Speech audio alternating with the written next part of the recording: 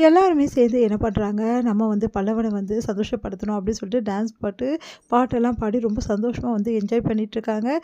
இவங்க எல்லாரும் ரொம்ப சந்தோஷமா இருக்கிறத வந்து நடேசன் பார்த்துட்டு அவ்வளோ சந்தோஷப்படுறாரு. இப்படியே இருக்கணும் எப்போவுமே அப்படின்னு சொல்லிட்டு யோசிக்கிறார் நடேசன். இங்க வந்து என்ன பண்ணுறாங்க, வானதி வந்து செம்ம டென்ஷனா கடைக்கு வராங்க. கடைக்கு வந்தோனே எப்பவும் போல வானதி வந்து மோசமா சண்டை போட்டுக்கிட்டே இருக்காங்க. நம்ம வந்து என்ன பண்ணுறதுன்னு தெரியாம தவிக்கிறாரு. ம் ஒண்ணுமே பண்ணவே முடியல. செம்ம டென்ஷனா இருக்காரு இப்போ வந்து பாண்டியன். உடனே வந்து "ஏன் தான் இப்படி பாடாப்படுத்தி எனக்கு எடுக்கிறியோ எனக்கு தெரியவே தெரியல.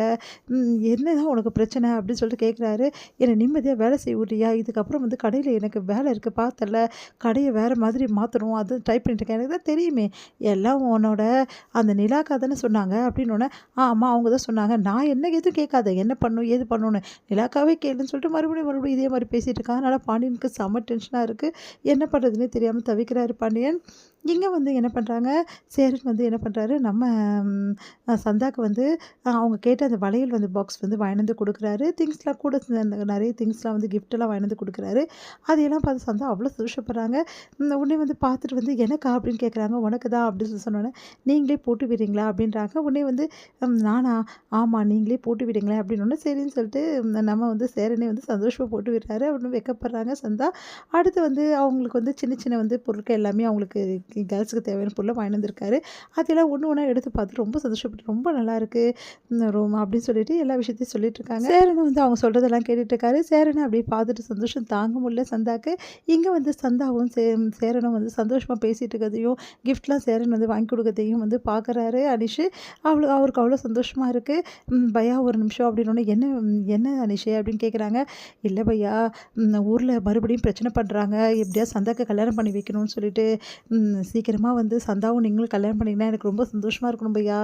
அதுக்கு என்ன பண்ணணும்?" அப்படி சொன்னோனே, சரி சரி நான் வீட்ல பேசிட்டு சொல்லட்டுமா?" அப்படின்றாங்க.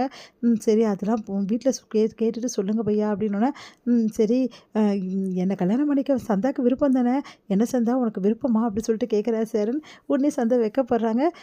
வாய் திறந்து சொன்னா தான்ப்பா நான் ஒத்துப்பேன்" அப்படின்னோனே, விருப்பம் உங்கள எனக்கு ரொம்ப பிடிச்சிருக்கு" அப்படி சொல்லிட்டு சந்தா சொல்றாங்க. சந்தோஷப்படுறாரு நம்ம சேரன். இங்க வந்து இந்த மாரி சேரன் வந்து கிஃப்ட் குடுத்த விஷயத்த எல்லாத்தையுமே வந்து தெரிஞ்சுக்கிறாரு நம்ம சோழன். சோழனுக்கு வந்து ஒண்ணுமே புரியல. ஒரே குஷியா வராரு வீட்டுக்கு. "என்ன ஆச்சு?" அப்படின்னோனே, "அனிஷ வர வர வழியில பார்த்தேன். ஒரு விஷயம் சொன்னா. அ அவர் சொன்னாரு. அத கேட்டு தான் நான் அவ்வளோ சந்தோஷமா இருக்கேன்னோனே, "என்ன விஷயம்?" அப்படின்னு நிலா கேட்குறாங்க. அது சீக்ரெட். இப்ப சொல்ல போறீங்களா இல்லையா?" அப்படின்னா, "அது அண்ணன பத்தி விஷயம்." "அண்ணன பத்தி விஷயமா? சொல்லுங்க, சொல்லுங்க, சொல்லுங்கன்னு" கேட்டுட்டு இருக்காங்க. அப்புறம் வந்து பல்லவனும் கேட்குறாரு. அதுக்கப்புறம் பாண்டியனும், "என்னடா விஷயம்?" அப்படி சொல்லிட்டு கேட்டுட்டு இருக்காங்க. அண்ணன் வந்தா நீங்களே கேட்டுங்க. "டேய் டேய் நீயே சொல்றா.